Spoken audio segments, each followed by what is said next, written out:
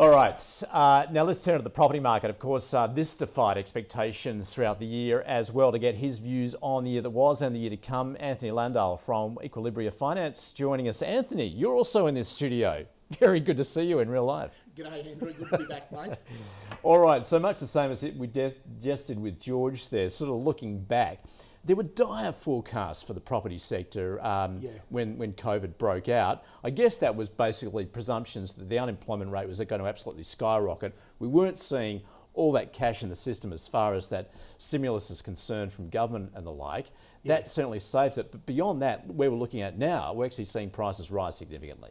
We are, and it's always good at the end of the year to step back and get some perspective. But I think this year, particularly, we've seen quite a dramatic 6-12 months. If I look back and think where we were in January, February last year, we had a housing cycle that was at a growth levels we hadn't seen for a number of years. So the cycle was red hot.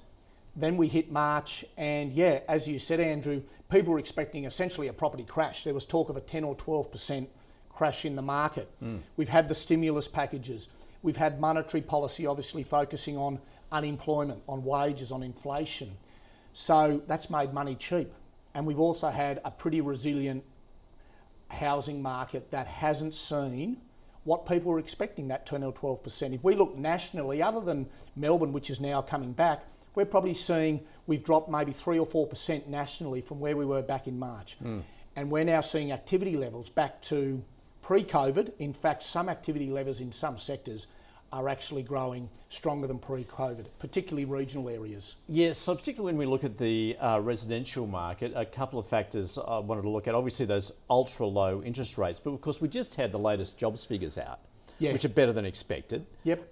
We're looking, you know, at obviously much better than was initially anticipated as far as jobless participation rate is increasing, obviously off the back of what's happening in Victoria. So that's got to be good for the property market at the same time to drive that growth.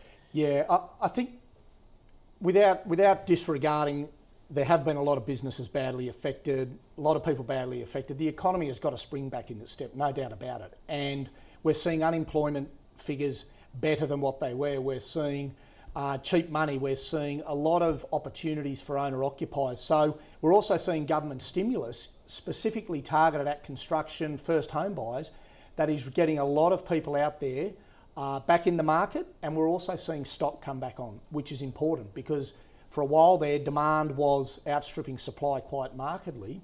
So we're seeing activity levels, as I mentioned before, back before COVID.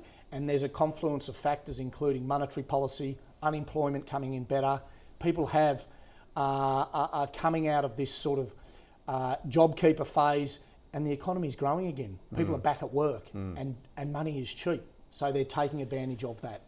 Are there risks though going forward, given we're seeing this growth in terms of access to credit, and we've seen this, I guess, in New Zealand, and taking a good look at this as far as regulation is concerned? Yeah. Is there the likelihood that that's going to happen if we see this continued growth into next year? Yeah, look, one of the challenges throughout this period and before has been access to credit. I think we saw, and the government is looking at the responsible lending laws. In fact, they brought them into Parliament recently, and they're going to be, they're looking at March 21 changing those laws. And to keep that in perspective, essentially the current rules in place reflect 10 or 15 years ago in terms of access to credit. So what we're hoping to see in the new year is those rules around access to credit are enabling people who are going for, where it's a common sense approach, you've got good repayment histories, having better access to credit, because applications are getting bogged down in unnecessary verifications, paperwork, essentially box ticking checklists, without taking away the protections for those consumers who need it. Hopefully in the new year, for both small businesses and for the consumers, these responsible lending laws will improve access to credit and keep the economy flowing and keeping the housing sector flowing. I did want to ask you about office space. That's a contentious area at the moment. No one seems to really know what the future holds. There are a lot of different forecasts, and obviously rental negotiations, lease negotiations, they are continuing. Do you have any particular forecasts as we head into next year in that space? It's a really tricky space, that commercial office space. We're seeing those people negotiating rents being in a great position at the moment.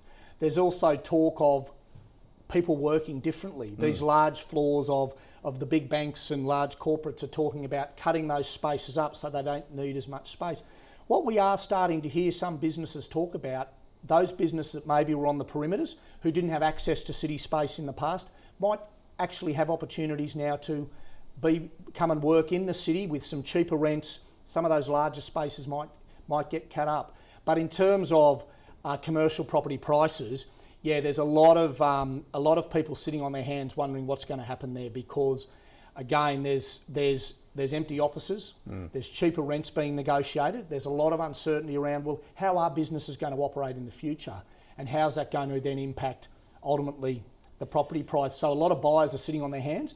And but particularly investors, they're obviously reluctant to get in at this point? 100%. Buyers are sitting on their hands, so they're not investing, and sellers are trying to hold on to their properties because now's not a good time to sell, and wait and trying to lock in tenants or hold the space until there's more clarity around that. Yep.